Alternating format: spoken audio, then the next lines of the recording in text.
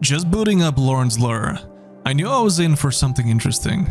The game immediately sets a mood with a minimalistic menu that shows a snippet of the world, hinting at what lies ahead. That haunting piano melody that plays, yeah, that's pure atmosphere. It's nostalgic. It's like some of those eerie tones of like Silent Hill or something, the old school PS1 games that you and me are thinking about right now. That's what this game emphasizes immediately when I booted it up. It's an opening that grabs you and doesn't really let go. The game is all about traversal and the environmental puzzles you'll be experiencing. You have an arsenal of moves, jumping, climbing with pickaxes, sliding, and wall kicking, wall sliding even, and other things down the way. This makes exploring feel dynamic and rewarding. The stamina system adds a layer of strategy as well. You can't just jump endlessly, so you have to plan each action. The HUD also integrates neatly to the gameplay. For example, a crosshair lights up on top when you can use your pickaxes on an object. Oh shit! I meant to do that. Which is a subtle but effective way to keep players informed without cluttering the screen and be like, hey, you can climb this. Hey, do you know you can climb this? No, instead, it's just a very simple indicator, and once you understand it, it's so easy. One of the most satisfying mechanics is the wall kick, honestly. Running parallel to the wall, you can jump, and if timed right, you get this exhilarating height boost. Almost triple your normal jump, I think. It takes some stamina, so you can only do it a few times, but the mechanic feels fluid and keeps traversal really fresh. There's also this super jump you unlock later on, which expands your options and turns the level into more of a puzzle playground. Technically, the mechanics are very straightforward, but adding all of them together to traverse through the map is really satisfying. Once you start the game, there's a cutscene that introduces the main character. An android that's been roaming this gigantic megastructure for over 250 years, all to find this strange bird that it spotted once and never again, hoping to find it. After centuries of searching, there's a flicker of hope as the bird reappears in the distance, leading the android to one more desperate attempt to catch it before its own power fades away. The cutscene presentation is pretty great, especially given its retro, low-poly visual style. It's like a throwback to the early 3D graphics, really. But the direction is modern, almost cinematic to a degree. That said, I felt a few things could have been done a bit differently. The android speaks, but there's no voice acting. For a cutscene, I would say that's pretty important. Adding a bit of voice acting could have been a more powerful way to immerse players faster. Sound design is everything in a game like this, and Lorn Lure nails it. Footsteps echo in vast halls, eerie drone sounds give you chills, and the ambient noises bring a sense of life to this strange, decaying world. Even the flare sound effects adds to the suspense as you explore, especially in the areas like the caves where visibility is low and every sound counts. But there are some quirks. For example, there are these crystals that you collect. They give you like an extra difficulty in traversal if you want to go look for them. It's literally an optional thing you can do. Well, these crystals that you collect make a noise if you stand still, but that noise cuts out when you start moving. I couldn't really tell if this was a bug or intentional, but it pulled me out for just a moment at the beginning.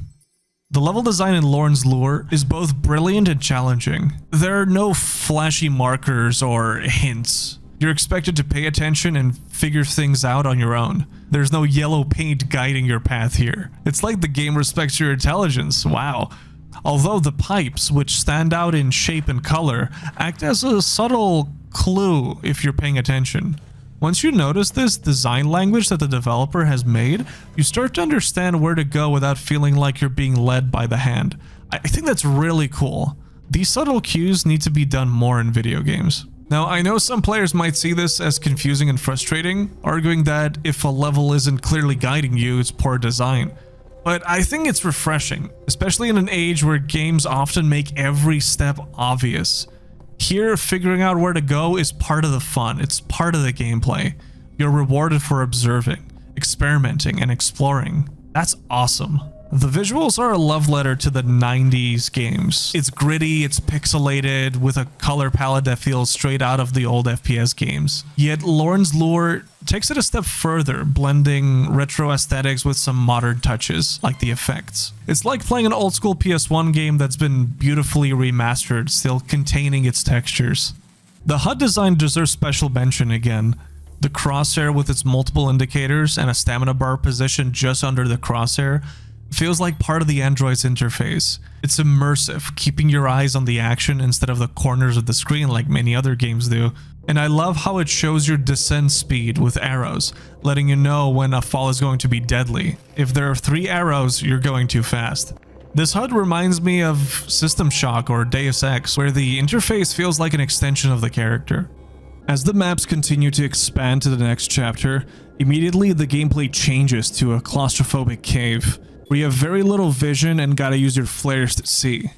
This contrasts the second level drastically, as it went from easing you into the mechanics in chapter 1, then testing your ability more in this open man in chapter 2, to now closing you in chapter 3, and doing some very accurate movements to get past.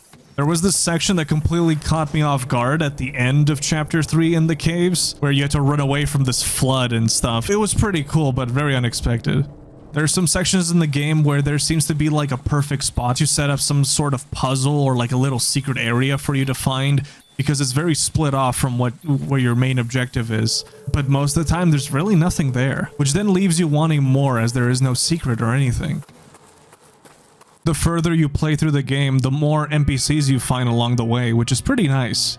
It's a really good change of pace, especially as you start playing in the Undercity chapter. You talk to these people living in these weird places, although they also seem like androids just like you, but they look like they're awaiting their deaths. All of them seem fairly broken. You can also scan objects, which gives little pieces of lore that fleshes out the world. There was a great moment when I reached the nuclear plant, having heard hints about it much earlier. Figuring out how to restore the power there felt like a real payoff. One of those aha moments that shows how much thought went into the design.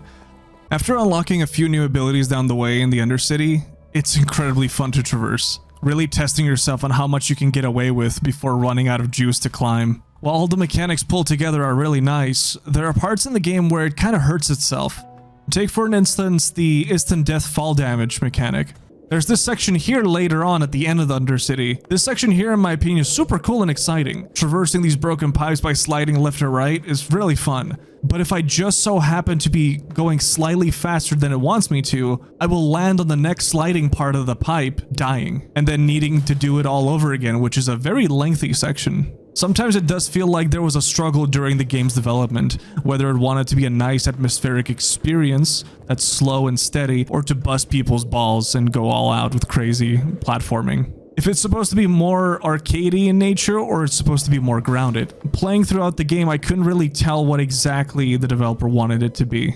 At the same time, there are moves here and there, while I figured it out, I think would put a lot of frustration to the average to immediate gamer. I am kind of looking this at both perspectives. As someone like me that loves platforming games and will keep trying and learning to figure it out, there's also the average gamers that, you know, don't really play platforming games that often, and I can totally see them getting stuck. For me, it sometimes feels like I'm cheating the game in the way I'm traversing. I'm not sure if that was on purpose, but there were especially a couple of sections where I felt that I maneuvered somehow where the game didn't expect me to do it that way. And as I think about it, I'm not sure if this was on purpose, and if it is, that's bravo. That's a really cool feeling. I've only had one more game that made me feel like that, and that's kind of a cool feeling. It's almost like you're breaking the game, but you're really not. And while I didn't need to use the hint indicator where to go majority of the time, I think like 97% of the time, in some very specific areas, I absolutely needed to know where to go.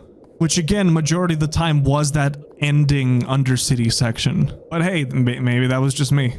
Even though all these hints and stuff allows for the average gamer to understand more or less, it's rather difficult for me to pinpoint how far the average gamer can get before getting frustrated and like pretty much quit maybe. I can see both perspectives rather well about this, and playing through the game, it makes me feel like the developer is thinking about that as well as further you progress through the game.